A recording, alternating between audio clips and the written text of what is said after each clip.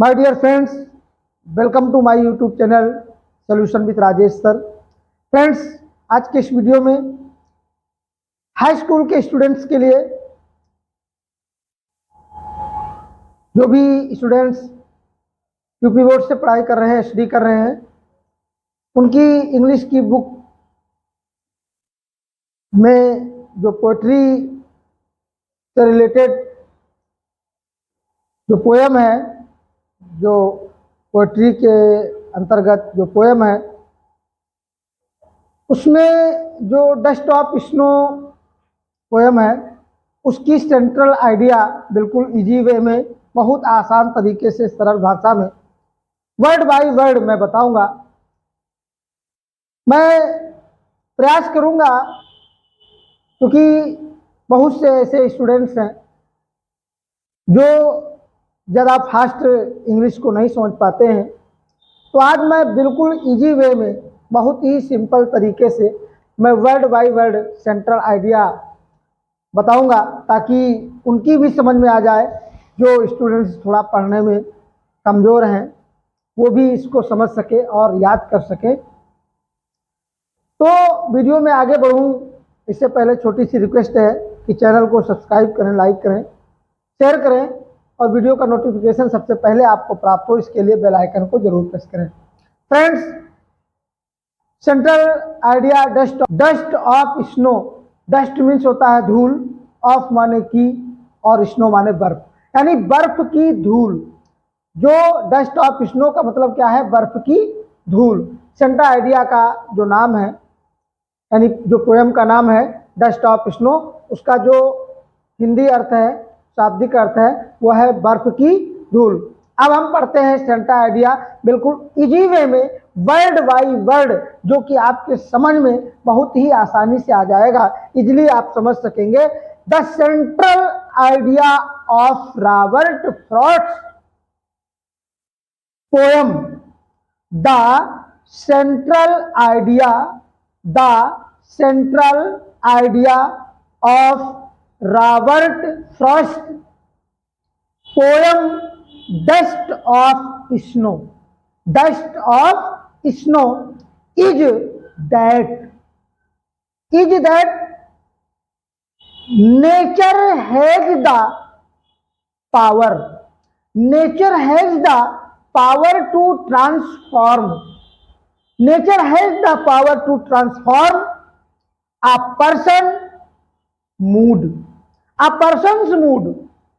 and perspective, and that even small events can have a significant impact on life. फिर से आप समझ लीजिए, the central idea of Robert Frost poem dust of snow is that. इसका मतलब क्या है कि रॉबर्ट फ्रॉस्ट की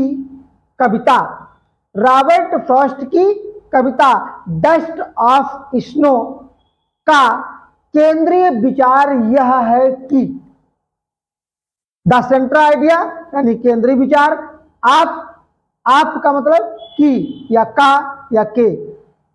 रॉबर्ट फ्रॉस्ट की कविता डस्ट ऑफ स्नो यानी बर्फ की धूल, डस्ट ऑफ स्नो का केंद्रीय विचार यह है कि, क्या है? that the nature has the power to transform, nature has the power यानी प्रकृति में, नेचर हैज द पावर, प्रकृति में किसी भी व्यक्ति के mood, nature has the power to transform a person's mood, person माने व्यक्ति, मूड माने मस्तिष्क या दिमाग या स्वभाव कह लीजिए, है ना।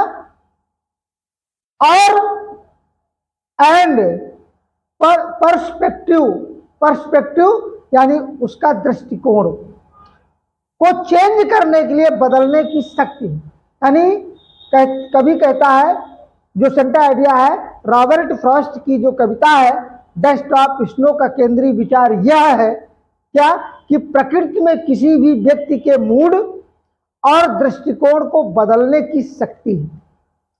किसी भी व्यक्ति के मूड को और उसके दृष्टिकोण को बदलने की शक्ति है। किसमें? प्रकृति में। प्रकृति में the centre idea of Robert first poem dust of snow is that nature has the power to transform a person's mood and perspective, and that even small events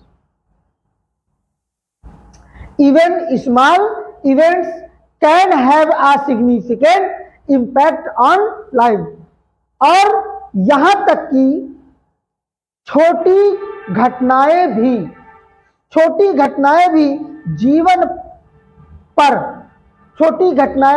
जीवन पर महत्वपूर्ण प्रभाव डाल सकती है। कवि का कहने का मतलब क्या है कि जो रॉबर्ट फ्रॉस्ट की पोयम है dust of snow, Robert Frost की जो पोयम है उसका केंद्रीय विचार यह है कि प्रकृति में किसी भी व्यक्ति के मूड को और उसके दृष्टिकोण को बदलने की शक्ति है, और यहां तक कि छोटी घटनाएं भी जीवन पर महत्वपूर्ण प्रभाव डाल सकती हैं, है ना। छोटी घटनाएं भी, and perspective and that even small event, छोटी घटनाएं भी can have a significant impact on life, impact प्रभाव डाल सकती हैं ऑन लाइफ, जीवन पर। सिग्निफिकेंट महत्वपूर्ण, सिग्निफिकेंट का मतलब महत्वपूर्ण, इम्पैक्ट प्रभाव डाल सकती है किस पर? ऑन लाइफ, व्यक्ति के जीवन पर। एक बार फिर से समझ लीजिए, the centre idea of Robert first poem dust of snow is that nature has the power to transform या टू चेंज कर सकते हो, चेंज्ड है ना, a person's mood and perspective, and that even small event can have a significant impact on life. Robert Frost की कविता dust of snow का केंद्रीय विचार यह है कि प्रकृति में किसी भी व्यक्ति के मूड को और उसके दृष्टिकोण को बदलने की शक्ति है, और यहां तक कि छोटी छोटी घटनाएं भी व्यक्ति के जीवन पर महत्वपूर्ण प्रभाव डाल सकती हैं। ठीक है। और जो पोयम दर्शाती है, कविता ये दर्शाती है, कविता में ये कवि ने दर्शाया है क्या कि प्रकृति की शारीरिक और मानसिक दोनों तरह की बीमारियों को ठीक करने, यानी जो प्रकृति है, प्रकृति में क्या है, शारीरिक और मानसिक दोनों तरह की बीमारियों को ठीक करने की क्षमता पर प्रकाश डाला गया है। प्रकृति की शारीरिक और मानसिक दोनों प्रकार की बीमारियों को ठीक करने की क्षमता पर प्रकाश डाला गया है। अब क्या है, छोटी छोटी बातों का महत्व भी इस कविता में बताया गया है कि छोटी छोटी बातें भी महत्वपूर्ण प्रभाव डालती हैं। कविता में इस बात पर भी जोर दिया गया है क्या कि छोटी छोटी चीजें भी जीवन पर बड़ा प्रभाव डाल सकती हैं। छोटी छोटी बातें भी जीवन पर बड़ा प्रभाव डाल सकती हैं। आपने कविता में पिछले वीडियो में पढ़ा होगा, देखा होगा, वीडियो को आपने तो आपको पता चल गया होगा कि जो कवि है रास्ते से जा रहा होता है और उसके ऊपर जो है कौवे ने बर्फ के जो कण है वो गिरा दिए और कवि का जो मूड है वो चेंज हो गया, बदल गया, है ना। बर्फ के टुकड़े के गिरने से, बर्फ की धूल गिरने से जो है कवि का मूड चेंज हो गया और उसका जो टाइम है वो प्रभावित होने से बच गया, उसका जो समय है, उसका जो दिन है खराब होने से बच गया। तो कवि ने अपनी कविता में यही दर्शाया है कि छोटी छोटी चीज़ें भी जो है व्यक्ति के जीवन पर बहुत बड़ा प्रभाव डाल सकती हैं। तो माय फ्रेंड्स, उम्मीद है कि आप जो है आपको ये वीडियो बेहद पसंद आएगा और अगर वीडियो आपको पसंद आता है तो आप लाइक करें, शेयर करें और वीडियो का नोटिफिकेशन सबसे पहले आपको प्राप्त हो इसके लिए बेल आइकन को जरूर प्रेस करें। मिलते हैं नेक्स्ट वीडियो में नए टाइटल के साथ, तब तक के लिए नमस्कार।